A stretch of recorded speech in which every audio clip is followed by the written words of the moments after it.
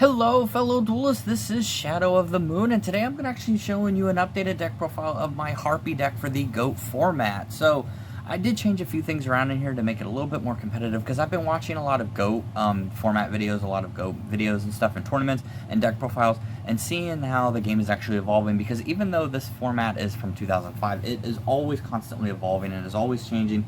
More people are coming out with strategies just every single day. So I thought that I would actually update this deck and show you the new and improved Harpie GOAT deck. So without any further ado, let's go ahead and get straight on into it. So first off, 3 copies now of the Harpie Lady 1. This, honestly, I bumped this up to 3 because I'm going to be going for more of like a wind beatdown deck in terms of the monsters that I do have in here. I want to make sure that they are always getting boosted, and this is the most important card to be able to have for it because it increases wind monsters by 300. Your opponent is obviously not going to have any wind monsters, so this is just like if somebody were playing Legendary Ocean, or if somebody was playing anything that buffed like water or fire, chances are they're not going to be playing that. So most people play Chaos, so yeah. And then 2 copies of Harpie Lady Sister. You don't need to run more than 2. This is going to be your standard beater. So if you have this on the field and Harpie's Hunting Ground and Harpie Lady 1, it can be at 2450. And this is going to be brought out using Elegant Egotist. If you wanted to run 3, you could, but I feel like 3 can clog the deck sometimes. And then 3 copies of Bird Face. I bumped this up to 3 because this, honestly, you do need to be able to get your Harpie monsters, and I thought the best way to do it was to be able to ensure that when it gets stripped by battle and set to the graveyard, I can add a Harpie monster from the deck to the hand. And then 2 copies of Garuda the Wind Spirit. I took out Sylphid. The reason I chose to take it out is when you're going into a game and stuff, playing Garuda the Wind Spirit honestly is going to be more important, because if you have Harpie's Hunting Ground, you're going to be gaining have an 1800 beater as opposed to just a 1700 beater, and if you have a Harpie Lady on the field, you're going to become a 2100. So it makes it a lot more important, and I knocked it down because you don't need more than 2 in the deck.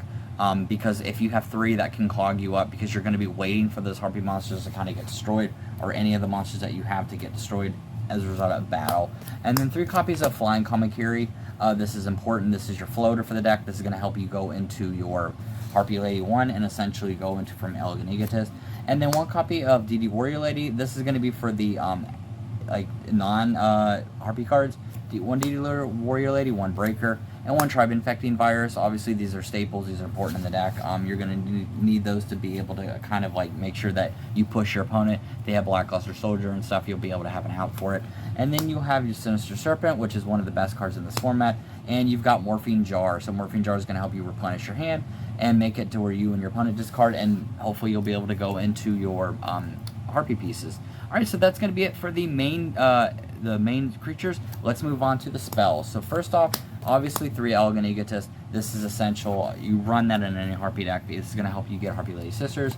And then 3 Harpie's Hunting Ground. Now most people, you can choose only to have 2. I like having 3 because now that I'm playing more Harpie support, like another Bird Face, and I'm having another Harpie Lady 1, it's going to allow me to get into my Harpies faster. So this is going to make it to where it increases winged beast monsters by 200 points, and every single time you use normal or special summon a Harpie monster, you'll be able to destroy 1 card on the field. Just keep in mind though, if you do not have a target for it, it will destroy itself. So that's one thing to keep in mind.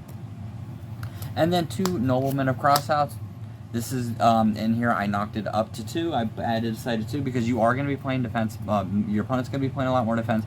Also, I was playing Harpie Lady 2 for a while, and I noticed that instead of having an extra monster on the field, you know, I would have to make sure that I had Harpie Lady 2 to be able to get that effect and everything. This makes it a lot more clean and a lot easier, just because you're using Nobleman of Crossout to get rid of it as opposed to just using the 1 monster.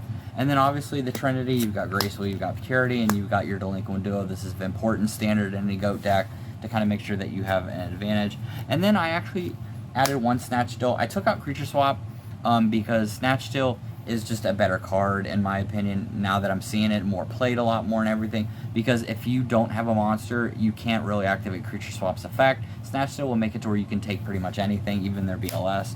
And then I have 1 Enemy Controller, 1 Book of Moon, and for the last, I've got 1 Premature Burial. Book of Moon is a personal choice. Enemy Controller, obviously, is you can replace this whatever you wanted, and Premature Burial is to be able to get those monsters back.